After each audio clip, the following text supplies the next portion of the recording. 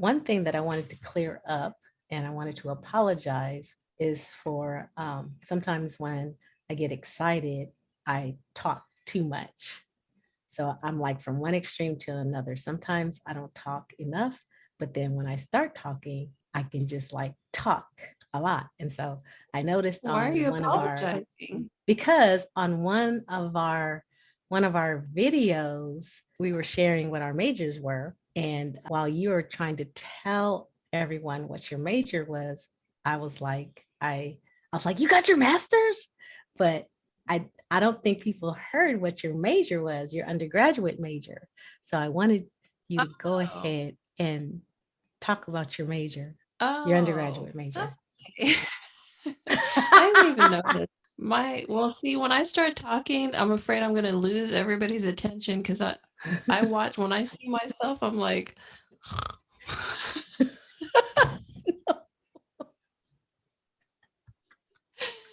so my major, this is boring as the way I talk, and it was aerospace engineering because when I was That's what I little, want. I wanted I wanted to be an astronaut.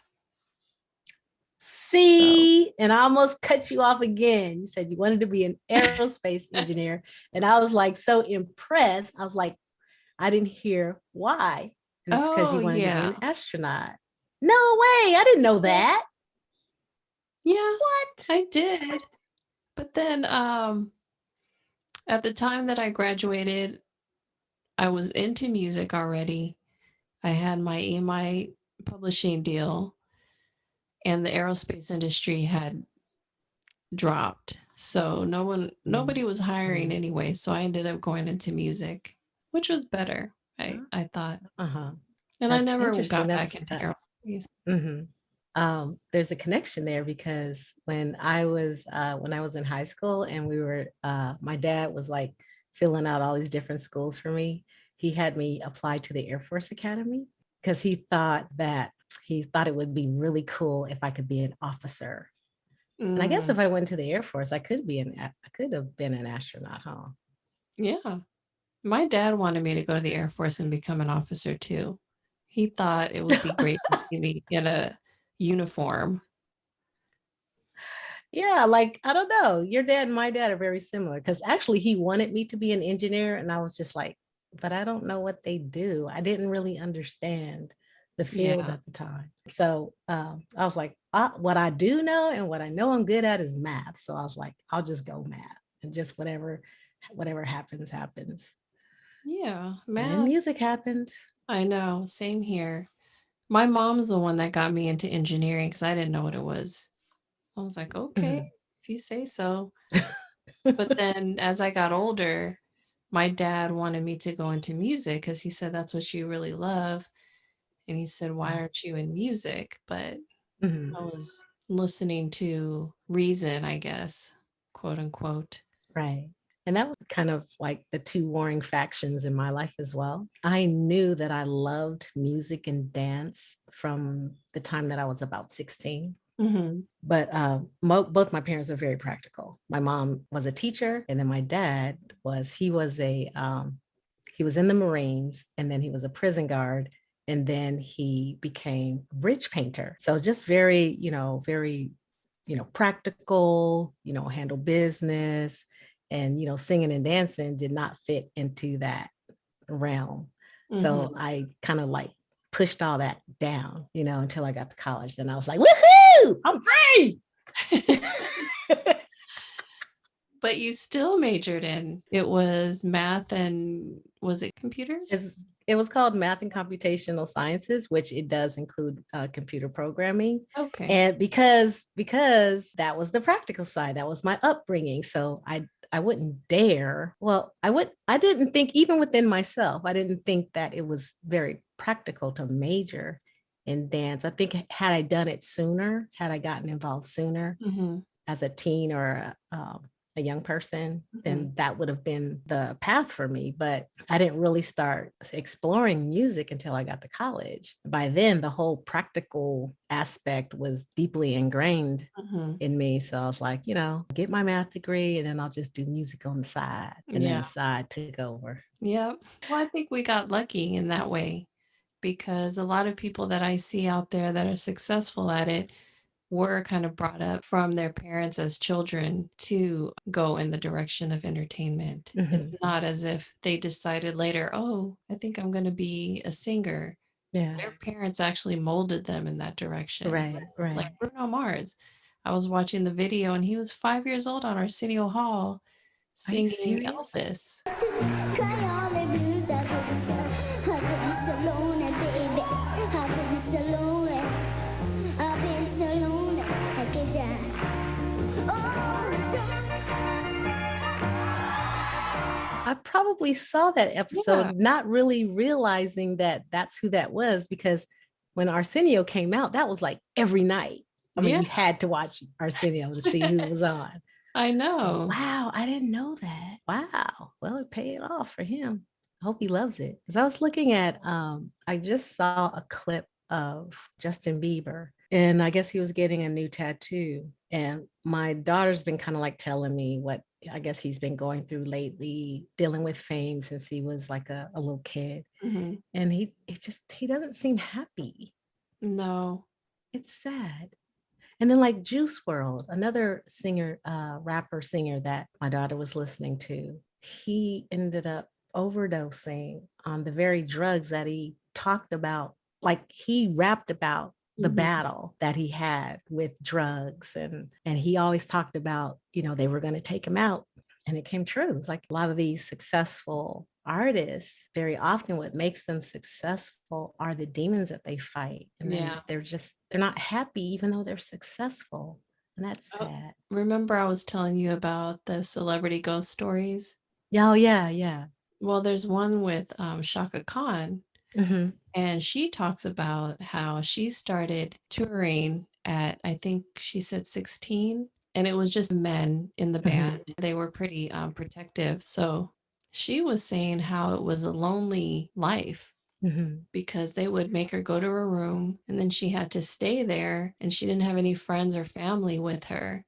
Right. And then they would come and make sure that nobody's coming to mess with her. Mm. And she just said she started taking painkillers and sleeping pills and stuff because she was lonely and how it became a problem Right. because of it. So she said what saved her was an apparition, I guess, of a like a Cherokee woman because her Uh-huh. grandmother, I think, was Cherokee or something. And this lady appeared and she said the look on her face was like, if you don't do something, you're going to die. And she Wow. said, and that's what turned her around. Oh my goodness. So it was pretty Wow. interesting. Yeah. Well, speaking of Shaka Khan, and I guess this is going to lead into my next thing. She was talking about how the men in her band were protective. So it had me thinking, like, there's the Me Too movement, but how about speaking positively about the men who helped us and who were there to work with us without any strings attached? Right. I think they deserve some props too. Yeah, I have the producer who did my solo project. His name Mhm. is Gerald McCauley. And actually, I spoke with him last Sunday, and he's the one that I was telling you about who is so passionate about music Mhm. that he goes wherever the music leads. Wherever there's music to be made or something involving music, that's where he goes. Mhm. And so he is someone who, when I was on the verge of quitting. It was after the band, and I was like trying to be a solo artist, and it just wasn't working out for me. And I was doing some work with him, like some background work and stuff. And then I was just like, you know what? I think I'm just gonna, give up singing and just live a normal life. And he was like, Val, you can't, no way, Bobster. That's what he calls me. He calls me Bebop. He's like, no, you're the best singer that I know. I'm like, dude, you've worked with like Whitney Houston and Layla Hathaway. There's no way in hell I'm the best singer that you know. He was like, You're it's right your along with vibe. them. You're right along with them. What are you talking No, about? Yes, you no. are.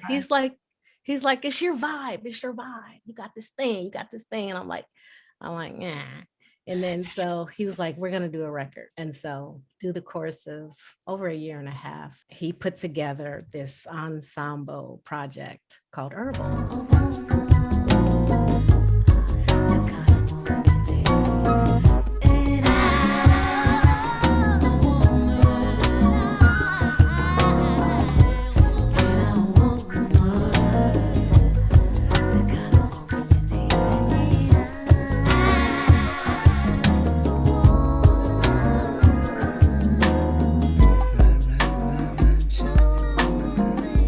And and he's one of those men who he didn't want anything from me. He never tried anything with me. Never. Nothing out of pocket. And to this day, you know, we're really good friends. And he's like, whenever he does something, he's like, Val, you got to come and do this thing with me. Oh, by the way, I'm gonna open this The she can. Coastal Berry She-Can, another drink from Valerie for my birthday. So Yeah. I heard that. Pop, pop. oh, look, it's clear. I thought it was gonna be red. Just because it's, you know what? I'm leery of things that are red. Unless Yeah. it's from, unless it's from true Cheers. berry juice. Okay, here we go. Cheers. So to start with, in high school, I was in a band, a garage band. So it was Ricky, Walter, Loney, Willis, and Gary, keyboard. And the 7 of us would play at all the little parks in the neighborhood and at different schools. So that was my start.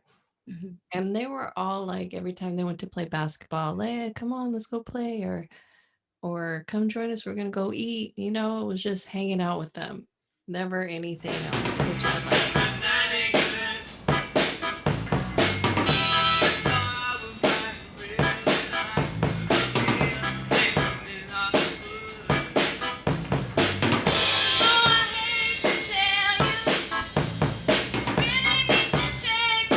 And then in college at USC, I met Bosco Conte, who right now what he's doing is he created this, which is a like a voice box. Uh-huh. And next time we get on, I'm going to try to make it work, but I couldn't get it to work today. But basically, you put it around your neck, Uh-huh. and then you play the keyboard, and it's like a voice box, Like a like a vocoder or like a the vocoder. like the Roger. Yeah. So I'm gonna try it next time, and I'm gonna let you try it too. That's gonna be fun. Yeah. And then Bosco was friends with Big John in Colorado. So Mhm. Big John came out here, and then he ended up managing us. And Bosco, he and I formed a production company, and then Big John managed us, him and me and Mo. And then, same thing, just cool, whatever, you're good. So let's get you in here. Yeah. And then after that, it was Jerry Davis at Fox Sports who got me a bunch of stuff over there. And then lately, I've been working with Dewan Boyd. He has Rabbit Productions in Atlanta. Mhm. He's been really cool. Anytime he gets work, he calls me up. Hey, I got this thing. Send me some tracks. And then he made a little, I'm going to put it here at the end, but he made a little ending that with a subscribe thing at the Yeah, bottom. yeah. So I'm going to add it here so everybody knows it's Rabbit Productions. And Oh, that's so cool. excited. Yeah, he's really excited about it. Oh my goodness, that is so exciting. I know. Yeah, there are others in my life that I've worked with. In fact, the one who actually kind of introduced me to the whole Club Nouveau situation, his name is Alex Hill. And he was one of the original producers for the Timex Social Club. And while I was in college, I met him at a party at Stanford. And I want to say it was the night that I sang Sparkle by Cameo, because that would be the only way he would know that I sing. And so after the party, he was like, I want you to come and do some demos with me. And that was kind of like my first foray into, writing songs and laying tracks. I had never done anything like that before. And so Alex was a cool guy, never tried to get at me, just, just wanted to do music. So he was the start of my foray into the whole recording industry. So thanks, Alex, if you're watching. Jay King too, right? Of course, Jay King. Jay is cool. Jay is always looking out for me. So I love you, Jay. Thank you, Jay, for sharing. Oh yeah, he shared us. On his page. He has like 5,000 friends on Facebook. He's a very social guy. Who else can I He's think pretty of? involved in his community. Oh, very involved. He's the president of the Black Chamber of Commerce in Sacramento, but he also does liaison work between the community and the police. Whenever, there's an incident where there's some police on citizen violence, he gets in there and he tries to smooth out the situation, advocating for more fairness, fair treatment by the police. I always tell him, I was like, Jay, you're going to end up being the governor or the mayor, or he's like, before Nike said it, my dad said it. Just do it. Oh, you need to sing a song. What? I can make a beat to. Oh, you want me to make something up? Yeah. Oh, just like off the top of my head. Let's see. I love my, because if I do it by myself, I'm just going to be like my soul country, backwoods, Mississippi stuff. About a funk one. All right. Let me see. What am I gonna do with you? Let's see. What am I gonna do? Let me see. What would someone funky say? That's funky would be like.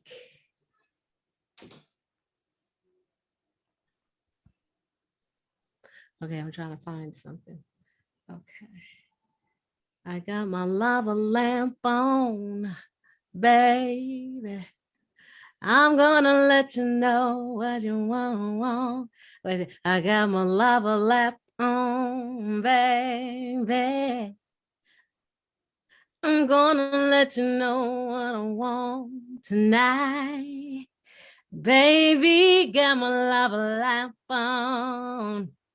What's it gonna be? You and me all night. I guess that's it.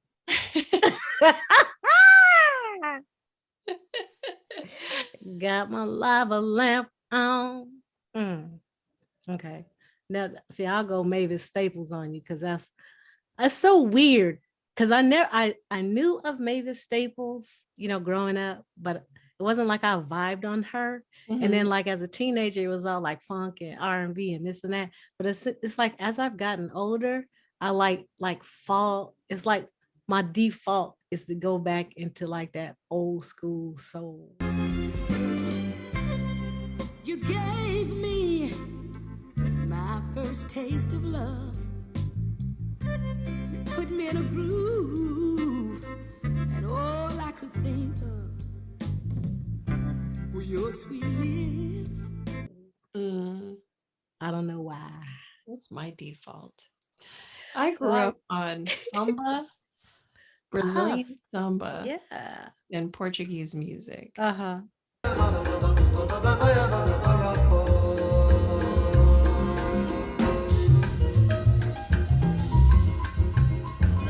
Quem souber e aprende-se a dizer saudade. Yeah, that's great music. I love samba music. Yeah. Yep, so here we are at the end of another conversation. Yeah. I'm Lea. I'm Val. And we are Middle-aged Minds making music. So subscribe.